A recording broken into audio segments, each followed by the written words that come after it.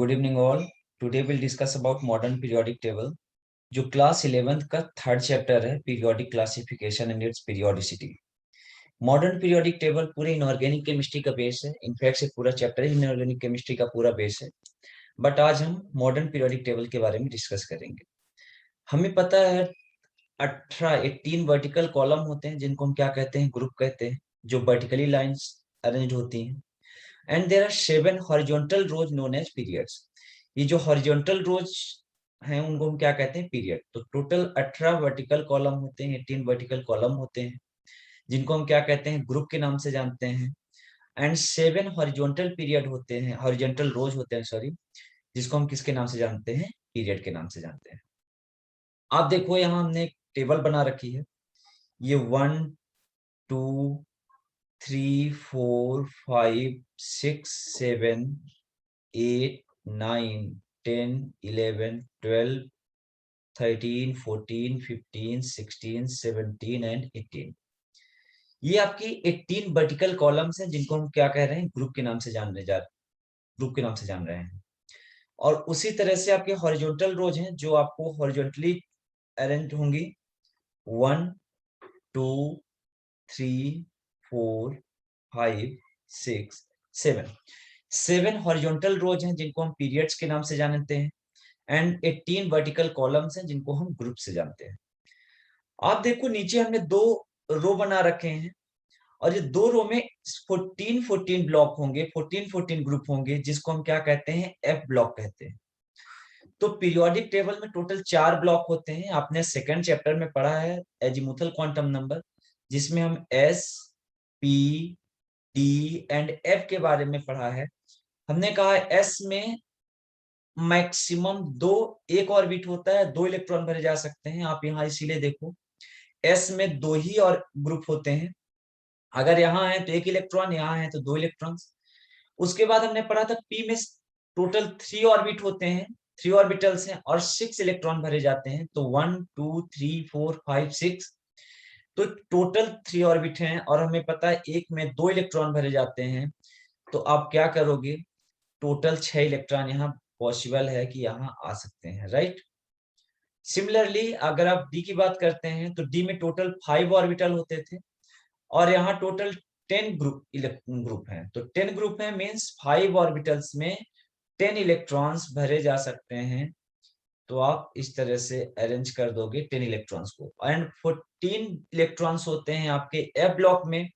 तो इसीलिए जो एफ ब्लॉक होता है, एफ ब्लॉक में टोटल 7 ऑर्बिटल्स होते हैं, और 7 ऑर्बिटल्स में आप पहले 1 इलेक्ट्रॉन्स भरते हो, उसके बाद पेयरिंग करते हो, तो टोटल कितने इलेक्ट्रॉन हो जाते हैं, 14 इलेक्ट्रॉन्स, राइट। इनके बारे में थोड़ा हम और जानते हैं, ये क्या है।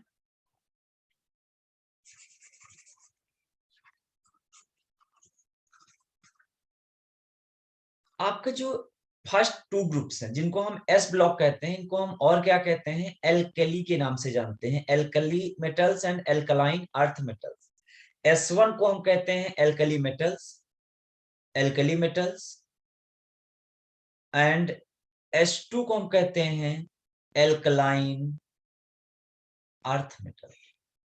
सिमिलरली जो आपका डी है, तो डी ब्लॉक को हम कहते हैं ट्रांजिशन एलिमेंट्स।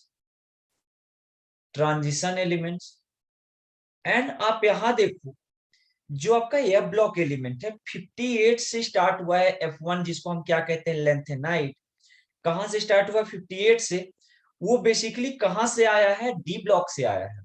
आपने यहाँ 57 लिखा हुआ है, एंड उसके बाद यहाँ 57 के बाद 58 ना आकर 72 आ जाता है। यानी कि यहाँ की जो एलिमेंट्स हैं, यहाँ के एलिमेंट्स मिसिंग हैं। वो यही के एलिमेंट्स कहाँ आ चुके हैं, 58 से लेकर 71 तक यहाँ लेंथेनाइड में आ चुके हैं, जिसको आप एफ ब्लॉक कहते हो। इसीलिए एफ ब्लॉक को हम क्या कहते हैं, इनर ट्रांजिशन एलिमेंट्स कहते हैं। क्या कहते हैं, इनर ट्रांजिशन एलिमेंट्स के नाम से जानते हैं, राइट। सिमिलरली आपने जो 7th सीरीज है, 7th पीरियड है, सॉरी, उसमें 89 के बाद आपने 104 लिखा हुआ है, मींस 90 to 103 क्या है, मिसिंग है। वो कहां चला गया है, या ब्लॉक में एक्टेनॉइड के नाम से बनाया गया है। और इसको भी हम लेंथेनॉइड हो या एक्टेनॉइड, दोनों को या ब्लॉक को हम क्या कहेंगे, इनर ट्रांजिशन एलिमेंट्स कहेंगे। रीजन क्या है, क्योंकि जो आपका ये ब्लॉक बन रहा है, एफ ब्लॉक कहां से बन रहा है, आपके डी ब्लॉक से ही बन रहे हैं, राइट। पी ब्लॉक में सबके इंडिविजुअल अलग अलग नेम है। 15th का नाम होता है पिंकोजन, जो आपका नाइट्रोजन फैमिली है, 15th ग्रुप है। 15th ग्रुप को हम क्या कहते हैं, पिंकोजन कहते हैं। 1 मार्कर में क्वेश्चन आ जाते हैं पिंकोजन। 16th ग्रुप को हम क्या कहते हैं, चेल्कोजन कहते हैं। 17th ग्रुप को क्या कहते हैं, यहां हम लिख रहे हैं 17th ग्रुप को हेलोजेंस कहते हैं। एंड 18th ग्रुप को हम नोबेल गैस और इनर्ट गैस कहते हैं, इनर्ट गैस। हमने कहा जो आपका पी ब्लॉक है, पी ब्लॉक में इंडिविजुअल एलिमेंट्स के नेम है या फैमिली के नेम है। जो आपका 15th ग्रुप है, जिसको हम नाइट्रोजन फैमिली आगे बताएंगे, उसको हम कहते हैं पिंकोजन।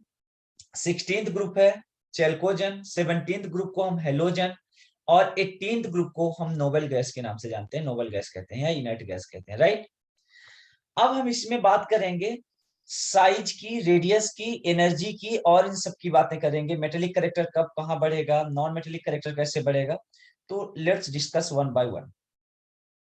सबसे पहले हम बात करते हैं एटॉमिक साइज या रेडियस। ये मोस्ट इंपोर्टेंट टॉपिक है आपके इनऑर्गेनिक पॉइंट ऑफ व्यू से। सबसे पहला है एटॉमिक साइज। एटॉमिक साइज को आप रेडियस भी लिख सकते हो, कोई दिक्कत नहीं, साइज या रेडियस। आपने 9th-10th में एक कॉन्सेप्ट पढ़ा था, ये न्यूक्लियस होता है, बोहर्स मॉडल, आपने रदरफोर्ड मॉडल ये सब पढ़े हैं 9th में 10th में। न्यूक्लियस के चारों तरफ सेल्स होती हैं या पीरियड्स। ये आपका हो गया न्यूक्लियस और ये हो गया आपके शेल। एटॉमिक साइज होता क्या है, एटॉमिक रेडियस होता क्या है, न्यूक्लियस से आउटर मोस्ट में मान लो यहां एक इलेक्ट्रॉन है, न्यूक्लियस से आउटर मोस्ट की जो डिस्टेंस होती है वो एटॉमिक रेडियस कहलाती है। तो आप क्या कहोगे, distance from nucleus to outer most shell, nucleus to outer most shell known as atomic size या रेडियस। अगर एक सेल है तो न्यूक्लियस यहां, सेल का इलेक्ट्रॉन यहां, तो ये क्या कहलाएगा, एटॉमिक रेडियस। अगर सपोज दो सेल आ गई, तो एक सेल हो गई है, दूसरी सेल हो गई है, तो जो आपकी एटॉमिक रेडियस होगी, तो फिर यहां से हम मेंशन नहीं करेंगे, हम न्यूक्लियस से हमेशा आउटर मोस्ट की डिस्टेंस मेजर करते हैं, यानी आपकी एटॉमिक रेडियस ही हो जाएगी। सिमिलरली अगर आपके पास 3 सेल आ गई, तो कोई बात नहीं, टोटल हमारे पास 7 पीरियड या सेल होती हैं, तो सेल ऐड हो सकती हैं, सेल इंक्रीज हो सकती हैं। अगर हमारे पास 3 सेल्स हैं, तो जो हमारा रेडियस होगा वो यहां से लेकर के यहां के बीच होगा, क्योंकि हम न्यूक्लियस से आउटर मोस्ट की डिस्टेंस देखते हैं, ना कि एक सेल की डिस्टेंस देखते हैं, राइट। तो ये हो गया हमारा एटॉमिक रेडियस। अब हम बात करते हैं इस डायग्राम में जो आपने पीरियोडिक टेबल बना रखा है। अगर आप यहां हो तो कौन सा है, पीरियड 1, ग्रुप 1। अगर आप यहां हो तो पीरियड तो हो गया 2, बट ग्रुप अगेन 1। अगर हम यहाँ की बात करें तो पीरियड अगेन, पीरियड हो गया 3, group again remain same. Means जब आप ऊपर से आप नीचे जा रहे हो, टॉप टू बॉटम जा रहे हो, तो आपका ग्रुप तो सेम है, बट पीरियड कंटिन्यूअसली क्या हो रहे हैं, चेंज हो रहे हैं। अगर आप यहाँ हो तो ग्रुप 1 पीरियड 1, एक बार फिर से देखो, यहाँ है तो group 2 period 2, sorry group 1 period 2। आप यहाँ आ गए तो ग्रुप 1 ही है, बट पीरियड क्या हो गया, 3rd हो गया। यहाँ आ गए तो ग्रुप 1 पीरियड 4th हो गया। यहाँ है तो group remain same, but period 5th 6th and 7th, but group remain same means when we go move from top to bottom, their period continuously changes, period continuously increases, but group remains the same। तो आप क्या देख रहे हो, अगर आप shell बढ़ा रहे हो, शेल बढ़ा रहे हो यानी आप टॉप टू बॉटम आ रहे हो, रीजन आप यहाँ देखो, अगर आप यहाँ हो तो टॉप में हो, यहाँ अगर शेल नंबर 2 हो गया, पीरियड नंबर 2 हो गया, आप थोड़ा सा क्या हो गए, नीचे आ गए, बॉटम पर आ गए थोड़ा सा। आप और जाओगे तो और डाउन जाओगे, तो जैसे जैसे आप डाउन जाते जाओगे डाउन द ग्रुप, आपके पीरियड इंक्रीज होते जाएंगे, आपका ग्रुप सेम रहेगा। और जब पीरियड इंक्रीज होते जाएंगे, शेल इंक्रीज होते जाएंगे, तो आपका रेडियस भी क्या होता जाएगा, इंक्रीज हो जाएगा। फॉर एग्जाम्पल अगर आप देखो तो यहाँ सिर्फ एक सेल है, टॉप मोस्ट पॉइंट पर हूँ, थोड़ा सा उससे आप नीचे आए तो आपका शेल एक और ऐड हो गया, इसलिए आपकी रेडियस भी बढ़ गई। थोड़ा सा और नीचे आया तो एक रेडियस सेल एक और ऐड हो गया, तो रेडियस और बढ़ गई। तो आपने क्या देखा, on going from top to bottom, on most important top to bottom, left to right, यही कॉन्सेप्ट है इसमें। On going from top to bottom, atomic radius increases, atomic radius increases. जब हम ऊपर से नीचे जाते हैं तो एटॉमिक रेडियस क्या होगा, इंक्रीज होगा, बिकॉज न्यू सेल एडेड। जब आप ऊपर से नीचे जाते हो तो एटॉमिक रेडियस आपका इंक्रीज हो रहा है। रीजन क्या है, जब आप ऊपर से नीचे जा रहे हो तो एक नई सेल ऐड हो रही है, एक नई पीरियड ऐड हो रही है, और जब सेल कंटिन्यूसली ऐड होती जाएगी तो रेडियस भी आपकी क्या होती जाएगी, बढ़ती जाएगी। Exactly exactly. अब बात करते हैं जब हम लेफ्ट टू राइट जाते हैं तो क्या होता है, इसकी बात करते हैं। आप सपोज इस पॉइंट पर हूं, तो इस पॉइंट पर अगर हम ग्रुप और पीरियड्स की बात करें तो ग्रुप 1 है एंड पीरियड 4 है, राइट, शेल 4 है। आप लेफ्ट टू राइट मूव करना चाह रहे हो तो लेफ्ट टू राइट मूव करते हैं, हम आ जाते हैं यहाँ। जब हम यहाँ आ गए तो आप देखो पीरियड आपका अगेन सेम है, फोर्थ ही पीरियड है, बट ग्रुप कौन सा हो गया, सेकंड ग्रुप हो गया। पीरियड वही है, शेल वही है, बट ग्रुप कौन सा हो गया, चेंज हो गया, ग्रुप सेकंड हो गया। जब आप यहां आ जाते हो, period remain same, but group now becomes to third. यहां आ गए तो पीरियड अभी भी सेम है, ग्रुप फोर्थ हो गया, यहाँ ग्रुप फिफ्थ हो गया, बट पीरियड सेम है। मीन जब आप लेफ्ट टू राइट जा रहे हो तो आप देखो पीरियड तो सेम है, बट आपका ग्रुप कंटिन्यूसली चेंज हो रहा है। और जब ग्रुप चेंज हो रहा है, यानी कि आउटर मोस्ट सेल में, ये बैलेंस सेल में, आउटर मोस्ट सेल को ही बैलेंस सेल कहते हैं, आउटर मोस्ट सेल में या बैलेंस सेल में इलेक्ट्रॉन्स ऐड हो रहे हैं, बट ग्रुप आपका वही सेम है।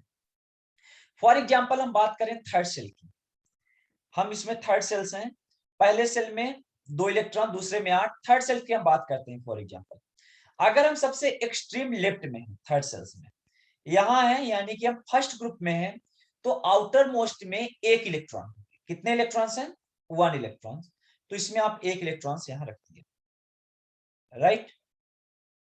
नाउ अब हम थोड़ा सा और मूव करते हैं राइट साइड। आप थर्ड सेल में ही आप थोड़ा सा राइट साइड मूव कर गए, जैसे आप राइट साइड मूव कर गए तो पीरियड आपका वही थर्ड है, बट ग्रुप आपका कौन सा हो गया, सेकंड हो गया। जब ग्रुप सेकंड हो गया तो एक और इलेक्ट्रॉन ऐड हो गया, एक और इलेक्ट्रॉन ऐड हो गया। जब आप थोड़ा सा और एक्सट्रीम में गए और एक्सट्रीम राइट में गए, तो एक्सट्रीम राइट में चले जाओगे तो यहां आ जाएगा, बट हम स्टेप बाय स्टेप जा रहे हैं।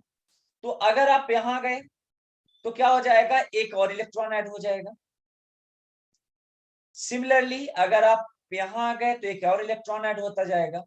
इट मीन जैसे जैसे आप लेफ्ट टू राइट मूव करते जाओगे तो आउटर मोस्ट सेल में एक इलेक्ट्रॉन ऐड होता जाएगा। और आपने पढ़ा है टोटल थर्ड सेल में 8 ग्रुप हैं जो एक्टिव हैं, 1 2 3 4 5 6 7 8। डी जो ऑर्बिटल्स है, जो डी ब्लॉक होता है, वो थर्ड सेल्स में नहीं होता। इसीलिए थर्ड सेल में टोटल 8 ही ग्रुप होते हैं जिसमें एलिमेंट्स प्रेजेंट होते हैं, 2 s के एंड 6 p के। इसीलिए थर्ड सेल्स में आप मैक्सिमम 8 इलेक्ट्रॉन रख सकते हो। तो आप काउंट करो 3 4 7 एंड 1 8। अब क्या होगा, साइज का कॉन्सेप्ट क्या है, हम अगेन ये थर्ड सेल्स बनाते हैं। आपने ये न्यूक्लियस बनाया, ये पहला सेल, इसमें 2 इलेक्ट्रॉन होंगे। हम थर्ड सेल्स की बात करें तो इसलिए डायरेक्ट थर्ड सेल्स दिखाएंगे। दूसरा सेल इसमें 8 इलेक्ट्रॉन होंगे, 3 4 5 6 7 8। ओके, थर्ड सेल्स की हम बात कर रहे हैं। तो आ जाते हैं थर्ड सेल्स में, थर्ड पीरियड में। अब आप देखो, अगर आप एक्सट्रीम लेफ्ट साइड पर, तो न्यू जो आउटर मोस्ट सेल है उसमें एक इलेक्ट्रॉन है, और हमें पता है इलेक्ट्रॉन क्या होता है, ये है इलेक्ट्रॉन, और इलेक्ट्रॉन होता है निगेटिव चार्ज। ये है आपका न्यूक्लियस, और न्यूक्लियस क्या होता है, पॉजिटिव चार्ज। ये है आपका न्यूक्लियस, और न्यूक्लियस क्या होता है, पॉजिटिव चार्ज। अब आप देखो, जब ये न्यूक्लियस है, पॉजिटिव चार्ज है, ये इलेक्ट्रॉन है, निगेटिव चार्ज है, तो बिनो that opposite charge attract each other. जो अपोजिट चार्ज होते हैं एक दूसरे को क्या करते हैं, अट्रैक्ट करते हैं। तो इस न्यूक्लियस और इस इलेक्ट्रॉन के बीच एक फोर्स ऑफ अट्रैक्शन आ जाएगा, जो एक दूसरे को क्या करेंगे, अट्रैक्ट करेंगे। और जब ये अट्रैक्ट करेंगे तो क्या हो जाएगा, साइज थोड़ा सा छोटा होगा। अभी एक इलेक्ट्रॉन है, तो एक इलेक्ट्रॉन की वजह से इनमें थोड़ा सा अट्रैक्शन होगा, थोड़ा बहुत, क्योंकि अपोजिट चार्ज है। न्यूक्लियर चार्ज बढ़ेगा जैसे जैसे अट्रैक्शन बढ़ता जाएगा। कैसे, वो देखो, एक इलेक्ट्रॉन था, एक न्यूक्लियस था, अट्रैक्शन थोड़ा सा हुआ इनके बीच। जब आप थोड़ा सा राइट साइड चले गए, यानी कि आप आ गए यहां, एक इलेक्ट्रॉन और आ गया। जैसे आप राइट साइड चले गए, तो आउटर मोस्ट में एक इलेक्ट्रॉन और आ गया, तो ये भी इलेक्ट्रॉन है, तो न्यूक्लियस में और इलेक्ट्रॉन दो हो गए, तो न्यूक्लियर चार्ज बढ़ गया, तो अट्रैक्शन और ज्यादा बढ़ गया। तो जब अट्रैक्शन एक इलेक्ट्रॉन की वजह से कम रहा होगा, दो इलेक्ट्रॉन आ गए, तो थोड़ा सा और इंक्रीज हो गया। और जब अट्रैक्शन इंक्रीज हो गया, तो साइज भी थोड़ा सा डिक्रीज हो जाएगा, क्योंकि जब दो पार्टिकल्स पास आएंगे तो साइज ऑटोमेटिकली कम हो जाएगा। जब आप थोड़ा सा और राइट साइड गए, तो आउटर मोस्ट में एक इलेक्ट्रॉन यहां आ गए, तो आउटर मोस्ट में एक इलेक्ट्रॉन और आ गया। और जब आउटर मोस्ट में एक इलेक्ट्रॉन और आ गया, तो इसकी वजह से भी अट्रैक्शन बढ़ा होगा। और जब अट्रैक्शन इसकी भी वजह से भी बढ़ा, तो साइज थोड़ा सा और कॉन्ट्रैक्ट हो गया। जब आप और राइट साइड गए, तो एक इलेक्ट्रॉन और आ गया, तो इसकी वजह से भी अट्रैक्शन बढ़ रहा है। मीन जैसे जैसे आप राइट साइड जाते जाओगे, सेल वही है, सेल तो ऐड हो नहीं रही है, तो ओरिजिनल साइज तो वही था आपका, बट आपके उसी सेल में इलेक्ट्रॉन्स ऐड हो रहे हैं। और जब इलेक्ट्रॉन्स ऐड हो रहे हैं, तो आप में न्यूक्लियर चार्ज बढ़ रहा है, चार्ज बढ़ रहा है, तो अट्रैक्शन बढ़ रहा है। और अट्रैक्शन बढ़ेगा, तो ऑटोमेटिकली साइज क्या हो जाएगा, डिक्रीज हो जाएगा, छोटा हो जाएगा। तो आप क्या लिखोगे, on going on moving from left to right, left to right, cell remains same, but group changes, group increases, therefore electron in outermost cell also increases। और जब आउटर मोस्ट सेल में इलेक्ट्रॉन्स इंक्रीज होंगे, तो effective nuclear charge increase होगा। That's why effective nuclear charge increases. Effective पूरा explain कर रहे हैं, effective nuclear charge increases from which attraction also increases, therefore size decreases, therefore size decreases। हमने क्या कहा, सिंपल सा लॉजिक, जब आप लेफ्ट टू राइट जाओगे, न्यूक्लियर चार्ज बढ़ेगा। न्यूक्लियर चार्ज क्यों बढ़ेगा, क्योंकि इलेक्ट्रॉन आउटर मोस्ट सेल में ऐड होते जाएंगे। और जब इलेक्ट्रॉन आउटर मोस्ट सेल में ऐड होते जाएंगे, तो न्यूक्लियर चार्ज बढ़ता जाएगा। और जब न्यूक्लियर चार्ज बढ़ेगा, तो अट्रैक्शन बढ़ेगा।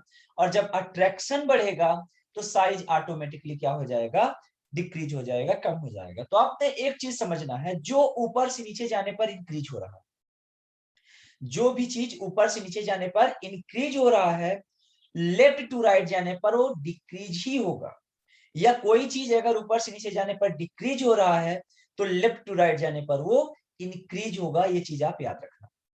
हमने साइज का कॉन्सेप्ट पढ़ा है, रेडियस का कॉन्सेप्ट पढ़ा है, इसी कॉन्सेप्ट पर सब कॉन्सेप्ट्स हैं, चाहे आपका एनर्जी का कॉन्सेप्ट हो, चाहे आपका मेटेलिक कैरेक्टर का कॉन्सेप्ट हो, चाहे आपका रिड्यूसिंग कैरेक्टर का कॉन्सेप्ट हो, कोई भी कॉन्सेप्ट हो, एटॉमिक रेडियस के कॉन्सेप्ट पर बेस्ड है। आई होप आपको एटॉमिक रेडियस समझ में आ गया होगा। नेक्स्ट हम बात करते हैं मेटेलिक कैरेक्टर्स की। मेटेलिक कैरेक्टर्स की, या मेटेलिक कैरेक्टर से पहले हम एनर्जी की बात कर लेते हैं। तो एनर्जी की हम बात करेंगे तो बेसिकली हम दो एनर्जी की बात करेंगे। एक बात करेंगे आयोनाइजेशन एंथैल्पी की, आयोनाइजेशन एंथैल्पी की, और दूसरी हम बात करेंगे इलेक्ट्रॉन गेन एंथैल्पी की। एंथैल्पी वर्ड कहीं भी आ जाए, एंथैल्पी का मतलब होता है एनर्जी। चाहे आप आयोनाइजेशन एंथैल्पी बोलो या आयोनाइजेशन एनर्जी बोलो, एंथैल्पी वर्ड आ गया यानी आप समझो एनर्जी की हम बात कर रहे हैं। आयोनाइज का मतलब होता है डिसोसिएट करना, ब्रेक करना, तोड़ना। मान लो कोई ये आपका क्या है, न्यूक्लियस है, ये इसमें आउटर मोस्ट सेल है। ऑब्वियस है न्यूक्लियस और इलेक्ट्रॉन क्योंकि अपोजिट चार्ज होते हैं, ये न्यूक्लियस और ये इलेक्ट्रॉन, तो इनके बीच एक फोर्स ऑफ अट्रैक्शन होगा। ये किसी एक अट्रैक्टिव फोर्स से क्या होंगे, जुड़े हुए होंगे। आप चाहते हो कि ये इलेक्ट्रॉन को निकालें, इस इलेक्ट्रॉन्स को आप निकालना चाहते हो, ये आउटर मोस्ट सेल है, ये आउटर मोस्ट सेल में जो इलेक्ट्रॉन है इसको आप क्या करना चाहते हो, निकालना चाहते हो, रिमूव करना चाहते हो। और जब आप रिमूव करना चाहते हो तो आपको सबसे पहले जो न्यूक्लियस और इलेक्ट्रॉन है इनके बीच जो बॉन्ड बना है, अट्रैक्टिव बॉन्ड, अट्रैक्टिव फोर्स से ये जो जुड़े हैं, इनको क्या करना पड़ेगा, तोड़ना पड़ेगा। और किसी चीज को तोड़ने के लिए, ब्रेक करने के लिए आपको क्या करना पड़ेगा, एनर्जी रिक्वायर्ड होगी, एनर्जी लगानी पड़ेगी, तब जाकर के ये क्या होगा, टूटेगा, ब्रेक डाउन होगा। तो आयनाइजेशन एंथैल्पी का मतलब ही होता है energy required, energy required to break down, to break down, energy required to break down an electron, या ब्रेक डाउन की जगह ऐसा यूज कर लो, energy required to remove, energy required to remove an electron, remove an electron, electron from outermost cell, outermost cell in any gaseous atom, gaseous atom। हमने क्या कहा, ionisation enthalpy क्या है, energy required to remove an electron from outermost shell in any gaseous atom. किसी भी gaseous atom में जो outer most में इलेक्ट्रॉन है, आउटर मोस्ट सेल में जो इलेक्ट्रॉन है, उस इलेक्ट्रॉन्स को निकालने के लिए, उस इलेक्ट्रॉन्स को हटाने के लिए, वो इलेक्ट्रॉन जो न्यूक्लियस से जुड़ा है एक बॉन्ड से, एक अट्रैक्टिव फोर्स से, उसको तोड़ने के लिए जो एनर्जी की हमें नीड होगी, जो रिक्वायर्ड होगी, उस एनर्जी को हम क्या कहते हैं, आयनाइजेशन एंथैल्पी कहते हैं। फॉर एग्जाम्पल अगर आपको कोई आपके घर से निकालना चाहे तो आप ऐसे तो निकल नहीं जाओगे, आप क्या करोगे, एनर्जी लगाओगे।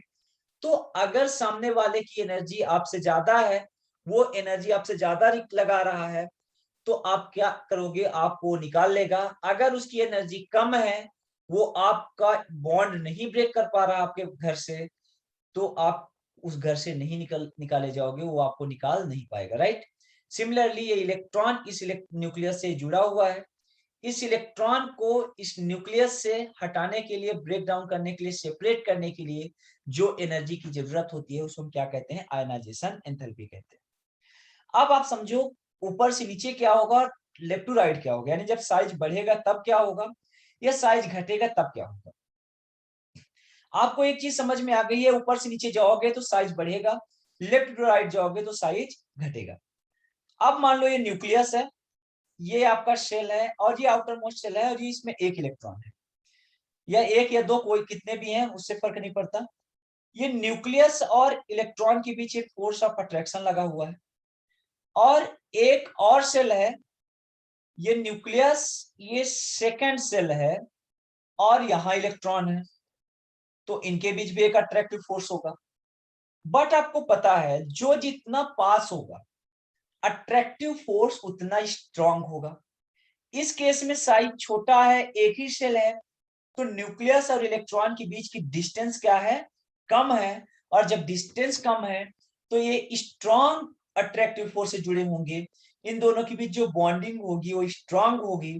जबकि जैसे जैसे आप साइज बढ़ाओगे, या तीसरा सेल ले लें, जैसे जैसे आप साइज बढ़ाओगे तो न्यूक्लियस और इलेक्ट्रॉन के बीच, जैसे जैसे आप साइज बढ़ाओगे तो न्यूक्लियस और इलेक्ट्रॉन के बीच डिस्टेंस बढ़ती जाएगी, और जब डिस्टेंस बढ़ती जाएगी तो जो बॉन्ड होगा वो वीक हो जाएगा, और बॉन्ड वीक हो जाएगा तो वो आसानी से तोड़ा जा सकता है, आसानी से यहाँ से इलेक्ट्रॉन निकाला जा सकता है। बट क्योंकि यहाँ पहला सेल है तो यहाँ थोड़ा सा इलेक्ट्रॉन निकालना मुश्किल है। रीजन क्या है, क्योंकि ये दोनों के बीच जो न्यूक्लियस है और जो इलेक्ट्रॉन है ये दोनों काफी क्लोज हैं, तो ये बॉन्ड भी स्ट्रॉन्ग बनाए होंगे, तो एनर्जी इनमें ज्यादा लगेगी। तो आपने क्या देखा, जब साइज बड़ा होगा तो बॉन्ड वीक होगा, बॉन्ड वीक होगा तो एनर्जी कम लगेगी, और जब बॉन्ड साइज छोटा होगा न्यूक्लियस और इलेक्ट्रॉन के बीच, एक दूसरे के पास होंगे, क्लोज होंगे, तो उनके बीच बॉन्डिंग भी स्ट्रांग होगी, और जब बॉन्डिंग स्ट्रांग होगी तो उनको तोड़ने के लिए, वहां से इलेक्ट्रॉन निकालने के लिए एनर्जी की भी ज्यादा जरूरत पड़ेगी। तो अगर हम बात करें top to bottom, top to bottom क्या होगा, तो आप कहोगे top to bottom ionization enthalpy decreases, ये सिंबल मतलब कि डिक्रीज हो रही है। रीजन क्या है, जब आप ऊपर से नीचे जाओगे तो साइज आपका इंक्रीज होगा, रेडियस इंक्रीज होगा, और जब रेडियस इंक्रीज होगा तो आपका ऑटोमेटिकली न्यूक्लियस और इलेक्ट्रॉन के बीच डिस्टेंस बढ़ेगी, और जब डिस्टेंस बढ़ेगी तो बॉन्ड वीक हो जाएगा, तो वहां से इलेक्ट्रॉन निकालना आसानी हो जाएगी, आसानी से आप इलेक्ट्रॉन निकाल सकते हैं। जबकि लेफ्ट टू राइट जाओगे, लेफ्ट टू राइट, तो left to right size shell आपको वही सेम रहता है, इलेक्ट्रॉन उसमें ऐड होते रहते हैं, और जब इलेक्ट्रॉन ऐड होते रहेंगे तो इफेक्टिव न्यूक्लियर चार्ज बढ़ेगा, और इफेक्टिव न्यूक्लियर चार्ज की वजह से अट्रैक्शन न्यूक्लियस और इलेक्ट्रॉन के बीच बढ़ जाएगा, और जब अट्रैक्शन बढ़ जाएगा तो बॉन्ड भी स्ट्रांग हो जाएगा, और स्ट्रांग बॉन्ड होगा तो उसको तोड़ने के लिए, वहां से इलेक्ट्रॉन निकालने के लिए एनर्जी की भी ज्यादा जरूरत होगी। तो हमने कहा ionisation enthalpy top to bottom decrease होगा, एज साइज इंक्रीज होगा इसलिए, और left to right ionisation enthalpy increase होगा because size will decreases. Right, यहां तक आई होप समझ में आ गया होगा। ये तो आपका बेसिक फंडा है, बट इसमें थोड़ा सा अलग कॉन्सेप्ट हम आपको बताते हैं। सबसे ज्यादा आयनाइजेशन एंथैल्पी, अगर हम आयनाइजेशन एंथैल्पी का ऑर्डर देखें तो क्या होगा, NP6, देन होगा NP5, देन होगा NP3, नॉट NP4, उसका भी रीजन बताते हैं, then NP4, then NP2, then NS2, not NP1, फिर हो जाएगा NP1, और सबसे कम हो जाएगा NS1। ये NP NS से है क्या, इनके बारे में बात करते हैं।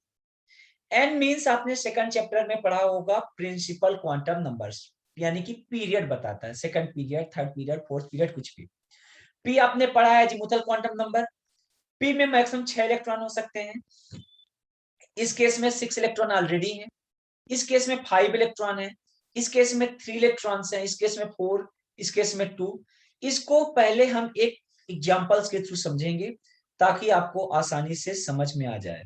तो एक क्वेश्चंस लेते हैं, उसके थ्रू इस कॉन्सेप्ट को समझते हैं। आपको आयनाइजेशन एंथैल्पी में यही कॉन्सेप्ट इंपॉर्टेंट है, यही कॉन्सेप्ट आपको समझना है, कैसे इसका इसका इंपॉर्टेंस क्या है। एक क्वेश्चन लेते हैं, फॉर एग्जांपल आपने लिया बोरोन,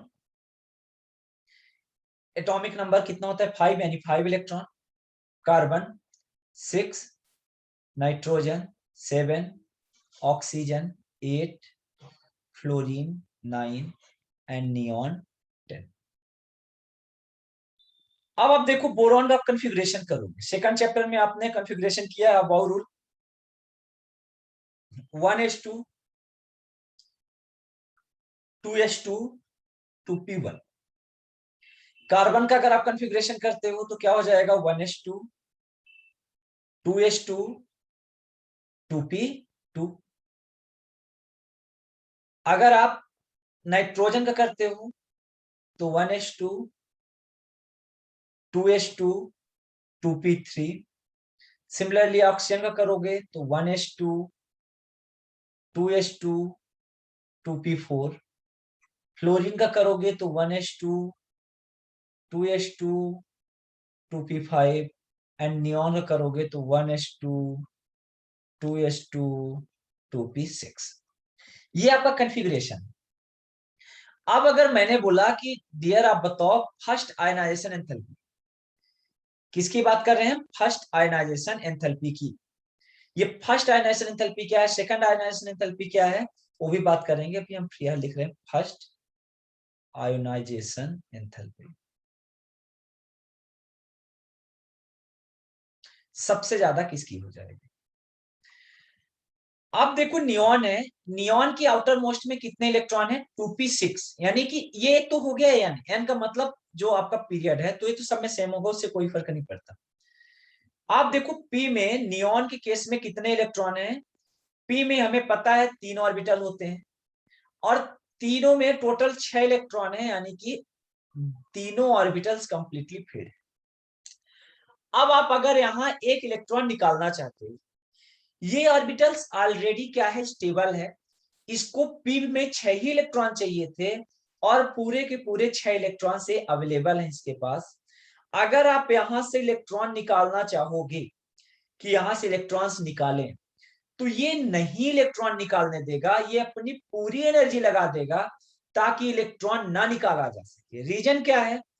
पी में मैक्सिमम 6 इलेक्ट्रॉन होते हैं और इस सभी के सभी 6 इलेक्ट्रॉन्स इसमें प्रेजेंट हैं, तो ये ऑलरेडी स्टेबल है और हर कंपाउंड अपनी स्टेबिलिटी चाहता है, तो ये नहीं चाहेगा कि यहां से इलेक्ट्रॉन निकाल दें ताकि वो अनस्टेबल हो जाए।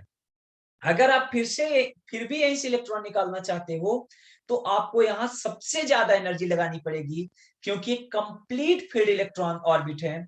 पी में 6 इलेक्ट्रॉन चाहिए, ऑलरेडी पी में 6 इलेक्ट्रॉन है, इसीलिए यहां से इलेक्ट्रॉन निकालना ऑलमोस्ट इम्पॉसिबल है। बट फिर भी अगर आप इलेक्ट्रॉन निकालना चाहते हो तो आपको बहुत ज्यादा एनर्जी लगानी पड़ेगी। इसीलिए हमने यहाँ क्या लिखाया?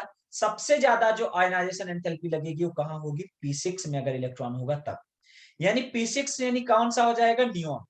नियॉन में सबसे ज्यादा आपको फर्स्ट आयनाइजेशन एंथैल्पी लगानी पड़ेगी। फर्स्ट का मतलब है एक इलेक्ट्रॉन निकालने के, राइट। सेकंड की बात करेंगे, यानी जब एक इलेक्ट्रॉन निकाला जा चुका है, दूसरे इलेक्ट्रॉन की बात कर रहे हैं। थर्ड की बात करेंगे, अगर थर्ड आयनाइजेशन एंथैल्पी, तो उसका मतलब है 2 इलेक्ट्रॉन निकाले जा चुके हैं और तीसरे इलेक्ट्रॉन की बात कर रहे हैं, राइट। तो अभी हम फिलहाल फर्स्ट की बात कर रहे हैं। अब बात करते हैं फ्लोरीन की। फ्लोरीन की आउटर मोस्ट में 5 इलेक्ट्रॉन है, यानी पी में 5 इलेक्ट्रॉन है।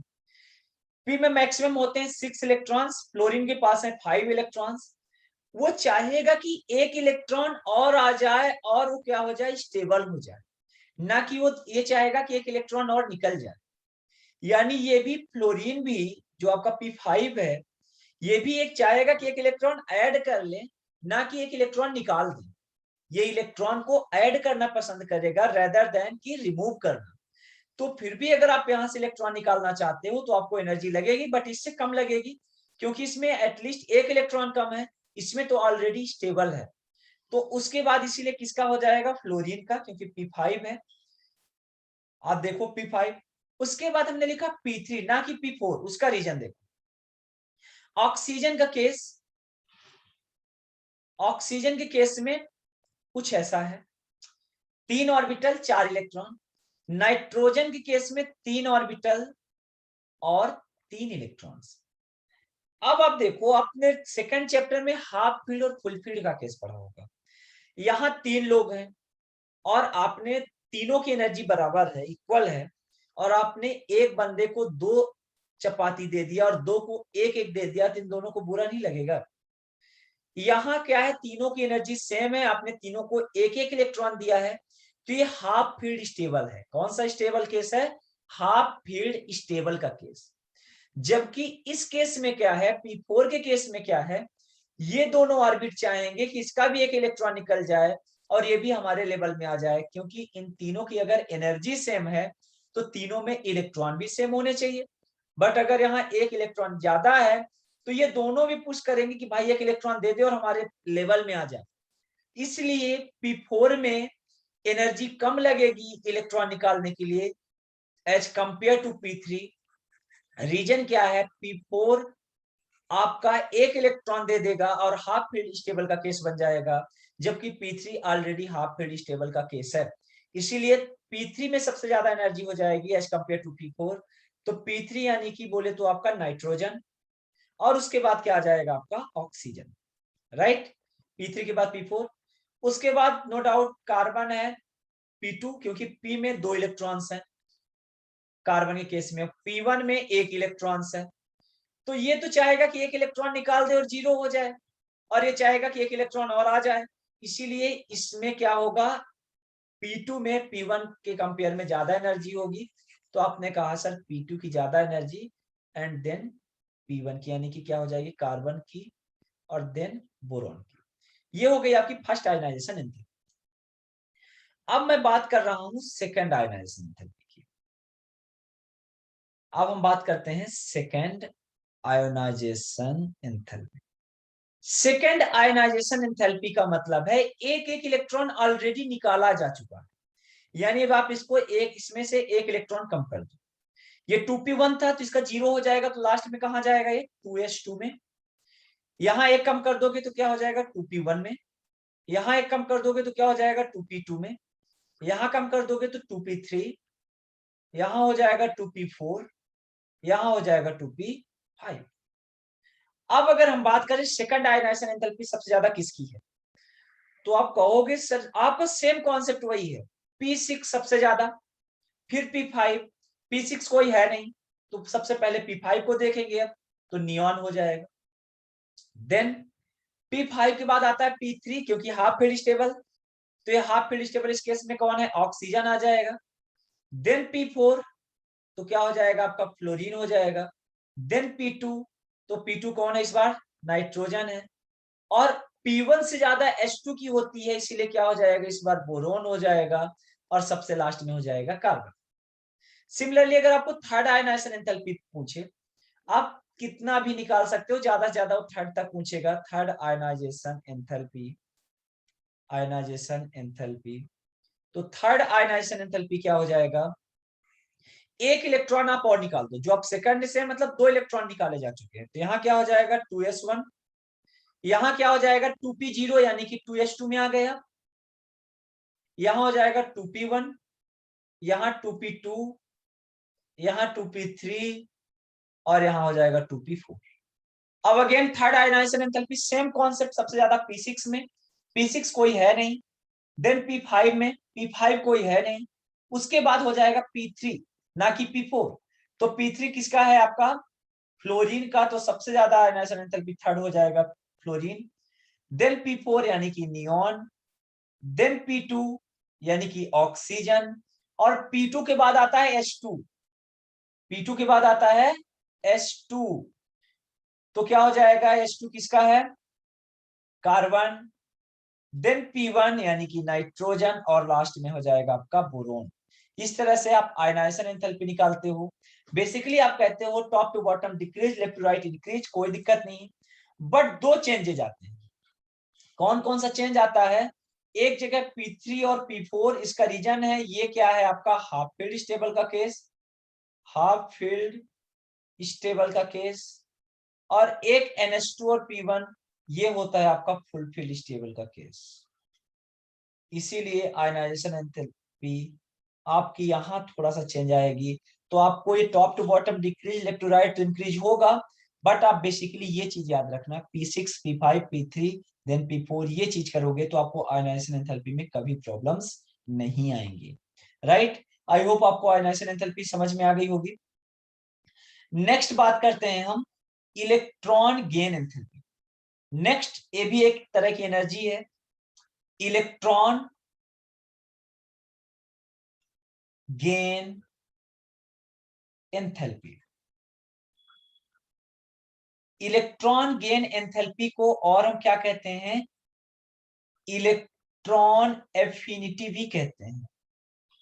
इलेक्ट्रॉन एफिनिटी, आप जैसे इसके नाम से पता चल रहा है, electron gain enthalpy means electron को गेन करने में जो एनर्जी रिलीज होगी उसको कहेंगे electron gain enthalpy. For example, अगर आपको घर में कार लानी है, कार खरीदनी है, तो आपको एनर्जी रिलीज करनी पड़ेगी। तो इस केस में जब आप इलेक्ट्रॉन एक ऐड करोगे तो एनर्जी क्या होगी, रिलीज होगी, और जो एनर्जी रिलीज होगी एक इलेक्ट्रॉन को ऐड करने में, वही आपकी हो जाती है इलेक्ट्रॉन गेन एंथैल्पी या इलेक्ट्रॉन गेन एनर्जी, या उसी को कहते हैं इलेक्ट्रॉन एफिनिटी। तो क्या हो जाएगा, एनर्जी रिलीज, एनर्जी, हमने कहा अगर कुछ आपको खरीदना है मार्केट में तो आपको एनर्जी रिलीज करनी पड़ेगी, पैसे रिलीज करने पड़ेंगे तभी आप ला पाओगे। तो energy release, energy release when an electron, when an electron is added into the outermost shell, added into the outermost shell in any gaseous atom, in any gaseous atom, किसी भी गैसियस एटम में outer most shell में एक electron को add करने के लिए आपको जो एनर्जी रिलीज करनी पड़ेगी, जो एनर्जी निकालनी पड़ेगी, उसे हम कहते हैं electron gain enthalpy. Electron gain enthalpy और आयनाइजेशन एंथैल्पी में क्या डिफरेंस है? इलेक्ट्रॉन गेन एंथैल्पी में आप इलेक्ट्रॉन ऐड कर रहे हो, आयनाइजेशन एंथैल्पी में इलेक्ट्रॉन आप क्या करते हो, रिमूव करते हो। और जब आप रिमूव करते हो तो एनर्जी रिक्वायर्ड होती है, क्योंकि वो इलेक्ट्रॉन न्यूक्लियस से बॉन्डेड होता है, तो उस बॉन्ड को ब्रेक करना होता है, इसलिए एनर्जी रिक्वायर्ड होती है। जब आप इलेक्ट्रॉन ऐड कर रहे होते हो तो एनर्जी क्या होती है, रिलीज होती है। इसीलिए जो आपकी माइनस में अगर कहीं एनर्जी लिखी हुई है तो आप समझो इलेक्ट्रॉन गेन एंथैल्पी है। इलेक्ट्रॉन गेन एंथैल्पी क्या होगी, माइनस में आएगी। वो इलेक्ट्रॉन गेन एंथैल्पी, उसका क्या मतलब है, जब आप इलेक्ट्रॉन ऐड कर रहे हो तो एनर्जी क्या हो रही है, रिलीज हो रही है। एनर्जी क्या हो रही है, रिलीज हो रही है। अब सेम कॉन्सेप्ट एनर्जी का हर जगह सेम कॉन्सेप्ट होगा। साइज बढ़ेगा तो हर एक चीज, न्यूक्लियस से कोई इंटरफेरेंस ज्यादा होगा नहीं, तो आप इजीली इलेक्ट्रॉन ऐड कर सकते हो। साइज छोटा होगा तो इलेक्ट्रॉन ज्यादा, जो एनर्जी होगी वो क्या करनी पड़ेगी, ज्यादा रिलीज करनी पड़ेगी। तो आप बेसिक कॉन्सेप्ट याद रख लो, कोई भी एनर्जी हो, top to bottom, top to bottom क्या हो जाएगा, decreases, left to right, left to right क्या हो जाएगा, इंक्रीजेज। यानी अगर आप ऊपर से नीचे जा रहे हो तो एनर्जी कम रिलीज होगी, जब आप लेफ्ट टू राइट जाओगे तो एनर्जी ज्यादा रिलीज होगी। यहां जो भी एनर्जी आएगी वो माइनस में आएगी। किस में आएगी, माइनस में। तो माइनस में आएगी तो इसका मतलब ये नहीं है कि वो एनर्जी कम है। मान लो एक केस में आ रही है माइनस में 1000 किलो जूल, और एक में आ रही है माइनस में 200 किलो जूल। इसका मतलब इसमें ज्यादा एनर्जी रिलीज हो रही है। मैथमेटिक्स वाला कॉन्सेप्ट मत लगा देना। यहाँ माइनस साइन सिर्फ ये रिप्रेजेंट करता है कि एनर्जी रिलीज हो रही है या एनर्जी रिक्वायर्ड है, एब्जॉर्ब हो रही है रिएक्शंस में। तो ये माइनस साइन सिर्फ ये बता रहा है रिएक्शन में एनर्जी रिलीज हो रही है और एनर्जी यही ज्यादा है। यानी अगर आप ऊपर रहोगे या लेफ्ट राइट साइड रहोगे तो एनर्जी ज्यादा रिलीज होगी इलेक्ट्रॉन को ऐड करने के लिए, जबकि जब आप लेफ्ट साइड रहोगे तो एनर्जी कम रिलीज होगी। उसका रीजन आप समझो। अगर आप फॉर एग्जांपल राइट साइड हो, यानी कि फ्लोरीन का केस देख लेते हैं। फ्लोरीन का एटॉमिक नंबर होता है 9, यानी 1s2 2s2 2p5। p में कितने इलेक्ट्रॉन है, 5 इलेक्ट्रॉन है, राइट। पी में 5 इलेक्ट्रॉन है और पी में मैक्सिमम कितने होने चाहिए, 6। ये चाहेगा कि एक इलेक्ट्रॉन ऐड हो जाए, क्या हो जाए, एक इलेक्ट्रॉन ऐड हो जाए, चाहे उसको उसके लिए कितनी भी कीमत चुकानी पड़े, क्योंकि उसे पता है एक इलेक्ट्रॉन की बात है, जैसे ही एक इलेक्ट्रॉन ऐड हो जाएगा वो इस टेबल की केस में आ जाएगा, राइट। जबकि आप बात करें अगर सोडियम की, सोडियम का होता है 11, 1s2 2s2 2p6 3s1। Third जो सेल है, थर्ड में 3p भी होता है, 3d भी होता है, बट सिर्फ यस में वो भी एक इलेक्ट्रॉन है। तो ये इलेक्ट्रॉन ऐड नहीं करना चाहेगा, ये इलेक्ट्रॉन्स को रिमूव करना चाहेगा, क्योंकि अगर ये ऐड करेगा तो बहुत ज्यादा इलेक्ट्रॉन ऐड करना पड़ेगा। तो यहाँ वो प्रिफर नहीं करता कि आप ऐड करो, तो इसलिए एनर्जी क्या होगी, कम रिलीज होगी। आप दे दो तो भी वो एनर्जी कम ही देगा। आपको देना इलेक्ट्रॉन तो दो, नहीं देना तो ना दो, ज्यादा इसको जरूरत नहीं है। इसीलिए इस केस में एनर्जी क्या होगी, कम रिलीज होगी। बट ये जो फ्लोरीन है कोई भी कीमत चुकाने को तैयार है, कोई भी कीमत देने को तैयार है, कितनी भी एनर्जी रिलीज करने के लिए रेडी है। रीजन उसे पता है, बस एक बार की बात है, अगर एक इलेक्ट्रॉन ऐड कर लिया तो क्या हो जाएगा, स्टेबल की कंडीशन में आ जाएगा। ये तो बेसिक कॉन्सेप्ट था, top to bottom decreases, left to right increases. But दो इसमें एक्सेप्शंस हैं। एक्सेप्शन समझो या कॉन्सेप्ट समझो, आप इनको आप जो मर्जी आप वो समझो। Electron gain enthalpy of fluorine is less than chlorine and oxygen is less than sulphur. क्यों ऐसा क्या है उसका रीजन भी बताते हैं। ड्यू टू स्मॉल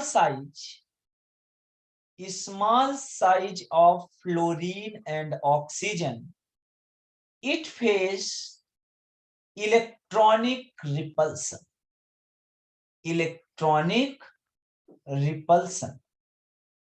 अब इसको समझने से पहले आप कॉन्सेप्ट समझो तो ये लाइन आपको अपने आप समझ में आ जाएगी। फ्लोरीन है ऊपर, उसके बाद है क्लोरीन, सिमिलरली सल्फर है, ऑक्सीजन है ऊपर, उसके बाद है सल्फर। तो बेसिकली तो होना ऐसा चाहिए था, आपने कहा कि sir top to bottom decrease होती है, तो टॉप में है फ्लोरीन, उसके नीचे है क्लोरीन, तो क्लोरीन की कम फ्लोरीन की ज्यादा होनी चाहिए। सिमिलरली ऑक्सीजन की ज्यादा और सल्फर की कम होनी चाहिए। रीजन क्या है, ऑक्सीजन ऊपर है तो ऑक्सीजन में इलेक्ट्रॉन गैन एंथैल्पी ज्यादा होनी चाहिए, साइज छोटा है तो, और सल्फर में कम होनी चाहिए। बट ऐसा नहीं होता, उसका रीजन क्या है वो देखो। हम बात करते हैं पहले फ्लोरीन की, वो सेम कॉन्सेप्ट सल्फर में भी आ जाएगा। फ्लोरीन में आउटर मोस्ट में पहले सेल में तो 2 इलेक्ट्रॉन, और दूसरे सेल में कितने इलेक्ट्रॉन होते हैं, जल्दी बोलो, 7 इलेक्ट्रॉन्स होते हैं, राइट। दूसरे सेल में कितने इलेक्ट्रॉन्स होते हैं, 7 इलेक्ट्रॉन। तो 1 2 3 4 5 6 7। थोड़ा सा इसको अच्छे से बनाएं क्योंकि इलेक्ट्रॉन इक्वल डिस्ट्रीब्यूटेड नहीं है। ये पहला सेल हो गया और ये दूसरा सेल। इलेक्ट्रॉन भरते हैं पहले सेल में, आपको पता है 2 ही सेल इलेक्ट्रॉन्स होते हैं। दूसरे सेल में फ्लोरीन में कितने इलेक्ट्रॉन, 7 इलेक्ट्रॉन, 2 3 4 5 6 7 इलेक्ट्रॉन, राइट। अब अगर आप चाहते हो, ये ऑब्वियस है फ्लोरीन चाहेगा कि एक इलेक्ट्रॉन ऐड हो जाए। क्यों एक इलेक्ट्रॉन ऐड करवाना चाहेगा, रीजन वो 8 इलेक्ट्रॉन होकर के स्टेबल होना चाहेगा, ऑक्टेट को कंप्लीट करना चाहेगा। बट फ्लोरीन का साइज इतना छोटा है, सेकंड सेल में जो 7 इलेक्ट्रॉन है ऑलरेडी बहुत पास पास हैं, एक दूसरे के बहुत ज्यादा क्लोज हैं। और जब एक दूसरे के बहुत ज्यादा क्लोज हैं तो क्या होगा, ये भी नेगेटिव चार्ज, क्योंकि ये भी इलेक्ट्रॉन, ये भी नेगेटिव चार्ज, ये भी इलेक्ट्रॉन, तो इनमें आपस में ही रिपल्सन हो रहा है। ये क्या कर रहे हैं, आपस में रिपल्सन शो कर रहे हैं। रिपल्सन इसलिए शो कर रहे हैं क्योंकि यहां भी नेगेटिव चार्ज, यहां भी नेगेटिव चार्ज, और हमें पता है अब similar charge always repel each other. जो सिमिलर चार्ज होते हैं एक दूसरे को क्या करते हैं, रिपेल करते हैं। तो ये इलेक्ट्रॉन्स आपस में रिपल्सन फेस कर रहे हैं। और अगर आप ऊपर से एक और इलेक्ट्रॉन ऐड करने की बात कर रहे हो, अगर एक और इलेक्ट्रॉन आ गया तब तो इलेक्ट्रॉन की डिस्टेंस और कम हो जाएगी एक दूसरे से, और जब और कम हो जाएगी तो और ज्यादा रिपल्सन हो जाएगा। ये ऑलरेडी रिपल्सन फेस शो कर रहे हैं, रिपल्सन फेस कर रहे हैं क्योंकि 7 ऑलरेडी बहुत पास पास है। तो जब 8वां इलेक्ट्रॉन आप ऐड करवाने की कोशिश करोगे तो ये इलेक्ट्रॉन इसको ऐड होने से रोकेंगे। तो जब उस केस में इलेक्ट्रॉन्स रिपेल कर रहे हैं, इसको ऐड नहीं होने दे रहे हैं, तो आप एक्स्ट्रा एनर्जी रिक्वायर्ड पड़ रही है, आपको रिक्वायर्ड हो रही है। आप जबरदस्ती एक इलेक्ट्रॉन अब ऐड करवाओगे, यानी कि आपको एनर्जी अब रिक्वायर्ड हो गई। क्यों? अगर एक इलेक्ट्रॉन ऐड होगा तब तो एनर्जी रिलीज होगी, बट एनर्जी तो रिलीज तब होगी ना जब आप ये इलेक्ट्रॉन ऐड करवा पाओगे। और ये इलेक्ट्रॉन इलेक्ट्रॉन को ऐड होने ही नहीं दे रहे हैं। और जब इलेक्ट्रॉन को ऐड नहीं होने दे रहे हैं तो आप फोर्सफुली एनर्जी लगा करके ऐड करवाओगे। और जब एनर्जी लगा करके ऐड करवाओगे तो फॉर एग्जांपल एक इलेक्ट्रॉन को ऐड होने में 100 किलो जूल एनर्जी रिलीज हो रही है, यानी कि माइनस में 100 किलो जूल। बट ये 100 किलो जूल एनर्जी तब रिलीज होगी ना जब ये इलेक्ट्रॉन ऐड हो जाएगा। बट ये अपोज कर रहे हैं ये इलेक्ट्रॉन्स की इसे ऐड नहीं होने देना है। तो आप क्या करोगे?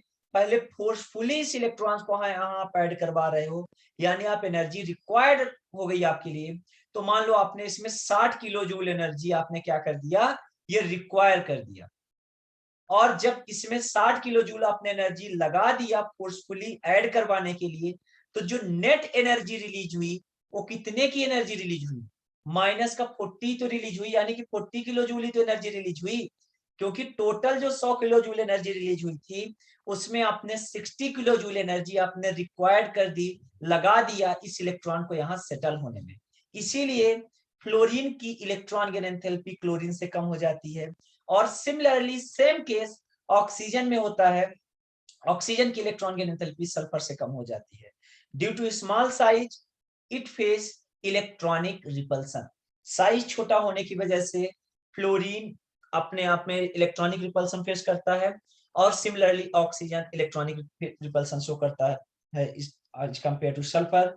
इसीलिए ऑक्सीजन की इलेक्ट्रॉन गेन एंथैल्पी कम होती है सल्फर से, और फ्लोरीन की कम होती है क्लोरीन से। जबकि हमें पता है टॉप टू बॉटम डिक्रीज होती है, लेफ्ट टू राइट इंक्रीज होती है।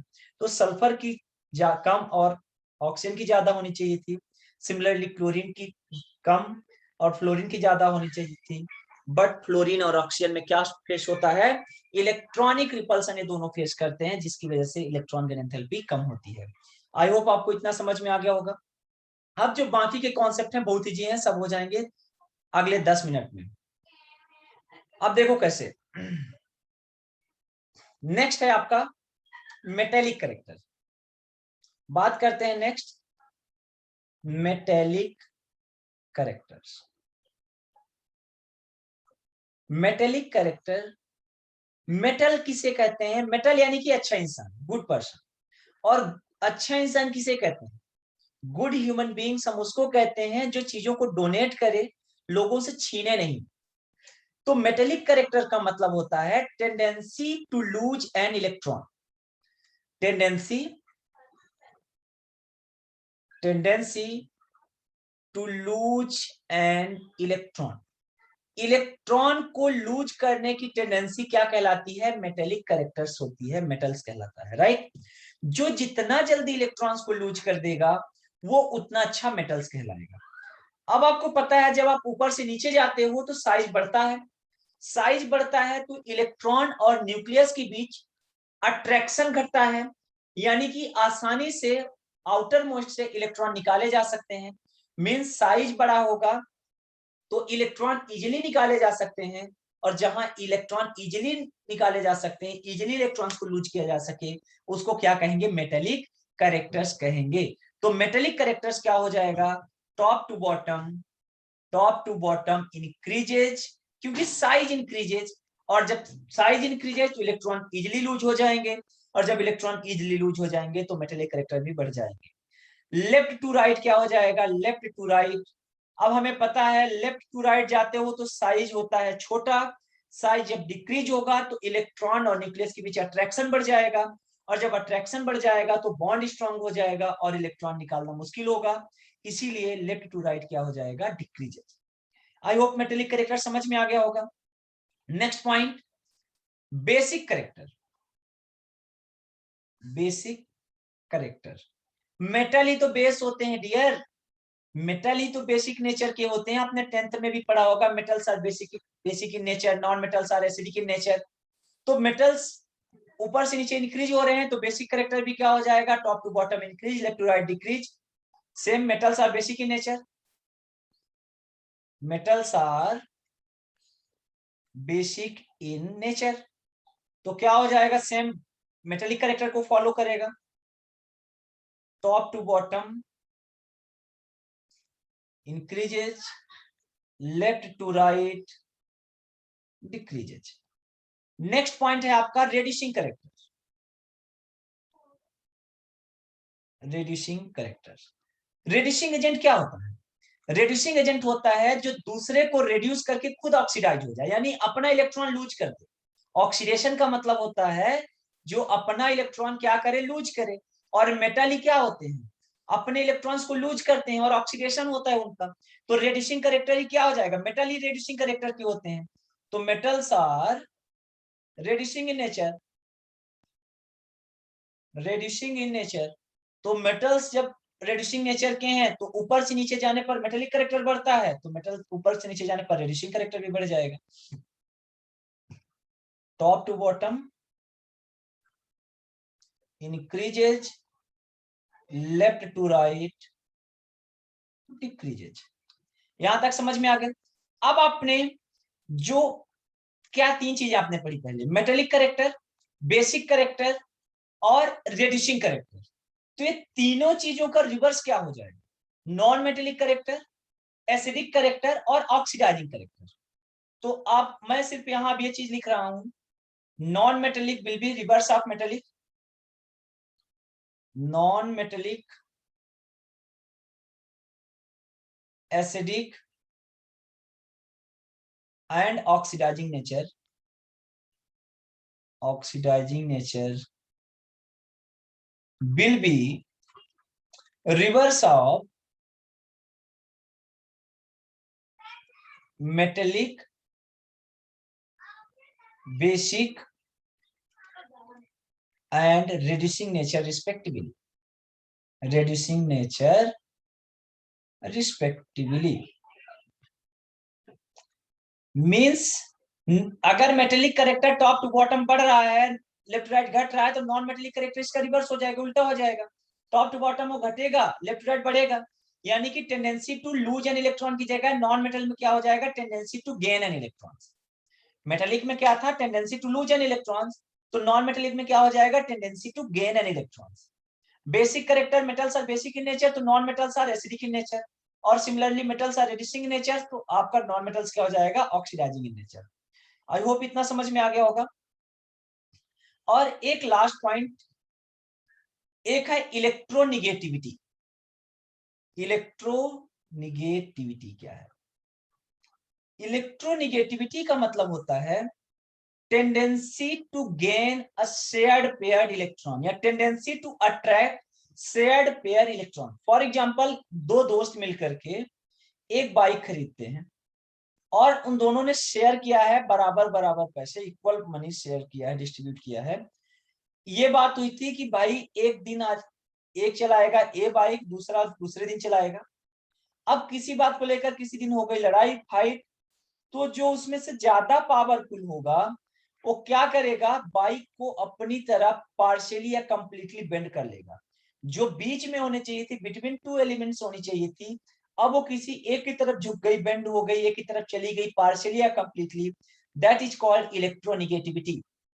तो क्या हो जाएगा, tendency to attract shared pair electron. Electronegativity में क्या हो जाएगा, tendency to attract shared, only shared pair, याद रखना, जो इंडिविजुअल है उसे कोई लेना देना नहीं, जो शेयर्ड इलेक्ट्रॉन है उसी को अपनी तरफ अट्रैक्ट करने की टेंडेंसी इलेक्ट्रोनिगेटिविटी कहलाती है। Tendency to attract shared paired electron, shared pair electron को अपनी तरफ अट्रैक्ट करने की टेंडेंसी क्या कहलाती है, इलेक्ट्रोनिगेटिविटी कहलाती है। अब आप बताओ, जब न्यूक्लियस के इलेक्ट्रॉन पास होगा तब अट्रैक्शन ज्यादा होगा, या न्यूक्लियस से जब दूर होगा तब अट्रैक्शन ज्यादा होगा? ऑब्वियस है, जब न्यूक्लियस से क्या होगा, वो पास होगा। न्यूक्लियस से जब इलेक्ट्रॉन पास होगा तो अट्रैक्शन ज्यादा होगा, जब न्यूक्लियस से दूर होगा तो अट्रैक्शन धीरे धीरे कम होता जाएगा। तो टॉप टू बॉटम क्या हो जाएगा, टॉप टू बॉटम डिक्रीजेज, क्योंकि साइज इंक्रीज हो रहा है, और सब जब साइज इंक्रीज होगा तो ऑब्वियस है न्यूक्लियस और इलेक्ट्रॉन के बीच अट्रैक्शन डिक्रीज हो जाएगा। और लेफ्ट टू राइट क्या हो जाएगा, left to right increases, reason size increase, size decrease हो रहा है, और जब साइज डिक्रीज हो रहा है तो इलेक्ट्रॉन और न्यूक्लियस के बीच अट्रैक्शन बढ़ेगा, तो उसको इजीली क्या करेगा, वो अट्रैक्ट कर सकता है। इलेक्ट्रोनेगेटिविटी का ही एक रिवर्स होता है, उल्टा होता है, इलेक्ट्रोपॉजिटिविटी, टेंडेंसी टू अट्रैक्ट की जगह tendency to lose an electron, तो इसका उल्टा हो जाएगा, रिवर्स हो जाएगा।